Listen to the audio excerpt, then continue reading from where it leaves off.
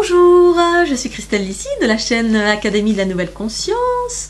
Je vais vous parler aujourd'hui de comment dissoudre les toxines d'origine vibratoire pour les empathiques, les éponges, les spasmophiles, pour les transformateurs. Voilà, c'est toute une conscience pour aller vers ce qu'on est véritablement, à savoir des transformateurs de basse fréquence en haute fréquence, enfin du chaos en lumière en quelque sorte, ou en harmonie. Voilà, quelles sont les pratiques pour soit se maintenir en santé, tout simplement, soit dissoudre les toxines qu'on a accumulées. Et après, évidemment, ça dépend de là où on en est. Si on n'a jamais rien fait et qu'on est complètement... notre corps est malade et mal en point, bah, ça prend plus de temps. Si vous faites votre propre pratique, après, évidemment, j'ai différentes choses à proposer, notamment les séances d'ondes de forme pour restructurer et remettre en mouvement les flux.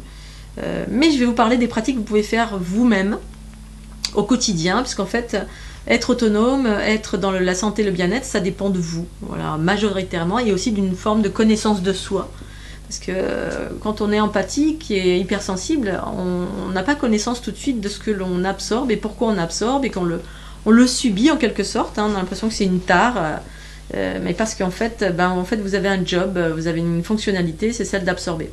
Donc comment faire pour se maintenir en santé? Alors il y a, première chose, les pratiques qui sont proposées depuis des millénaires et qui arrivent en Occident maintenant depuis plusieurs... je dirais voilà, plusieurs années. Le tai chi, le qigong, le yoga sont des pratiques vibratoires via le mouvement du corps pour faire circuler les énergies. Et donc la circulation des énergies, ça sert à ça, justement, à éviter la stagnation des toxines dans le corps quand on est un empathe. Quand on n'est pas empathe, eh bien ça ne fait pas ça, ça fait autre chose. Il y a des gens, ils sont traversés ou...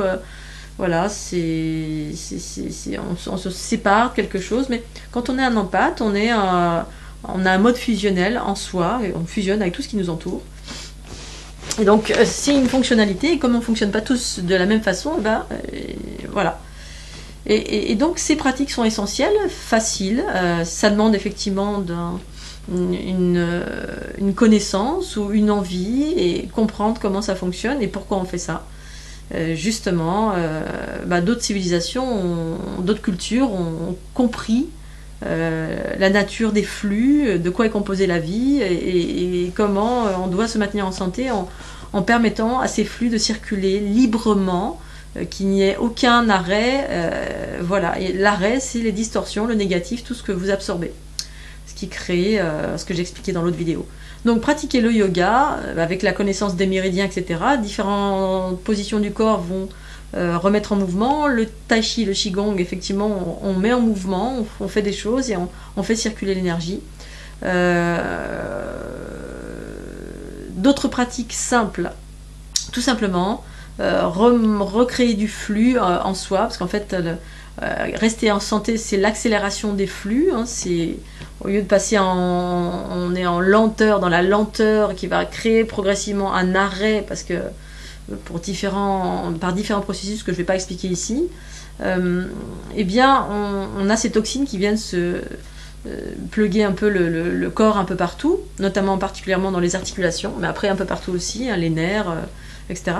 Eh bien, il vous suffit d'aller en rivière, en cascade. C'est des lieux de guérison pour les empathes. Guérison dans le sens où ça recrée du flux. La rivière, notre corps est composé de 75% d'eau. Nos cellules baignent dans l'eau, sont de l'eau. L'eau d'une rivière, c'est un mouvement avec des flux très rapides. Ces flux sont proches des hautes fréquences. En tout cas, c'est de la fluidité, c'est un mouvement rapide. Et il y a une ondulation comme ça, et cette ondulation existe vibratoirement aussi dans notre corps, aussi bien qu'à l'extérieur de notre corps, par lequel l'information circule. Et le simple fait de régulièrement aller dans des rivières, moi c'est mon cas, je vous parle par expérience, je me baigne dans les rivières régulièrement. Je n'ai pas ni douche, ni salle de bain, ni d'arrivée d'eau là où je suis. Et donc ce qui me permet d'être dans la nature autant que faire se peut. et ce qui me permet de maintenir mon corps en santé, parce que c'est vital pour moi, vu que j'absorbe énormément et que tous les empathes c'est leur cas. Après on absorbe plus ou moins selon qui on est. Et donc la rivière recrée ce flux et permet au corps, par résonance, de retrouver ce flux.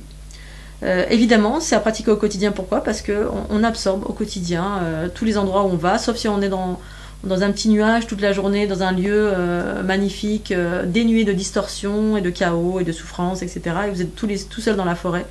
Voilà, là tout se passe bien, mais en général c'est pas le cas. On est en permanence baigné dans des distorsions et on absorbe ça. Donc les bains en rivière, les bains en cascade, c'est ultra régénérateur pour moi, selon ma conscience et mes expériences. Donc à vous de tester. Ensuite, dernier peut-être pas parce que tout me vient pas à l'esprit là, mais l'idéal pour moi c'est l'activation de la Kundalini. Donc la Kundalini chez moi me fait faire des mouvements spontanés.